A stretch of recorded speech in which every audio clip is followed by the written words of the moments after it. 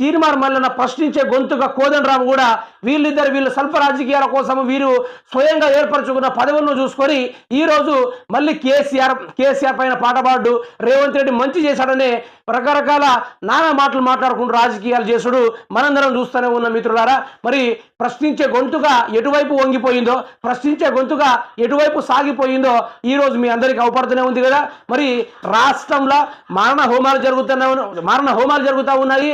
శాంతి భద్రతలు నెలకొల్పకుండా విచ్చలవిడిగా ఇష్టానుసారంగా రౌడీల రాజ్యంగా తయారవుతా ఉంది. మరి కాంగ్రెస్ పొంచు చూసుకొని ఈ విధంగా చేసుకున్నారా, లేకుంటే కాంగ్రెస్నే పొగుడుకొని రాష్ట్రాన్ని తగలబెట్టాలనే ఆలోచన వీళ్ళకు మాత్రమే ఉందా అనేది ఇక్కడ క్వశ్చన్ మార్క్.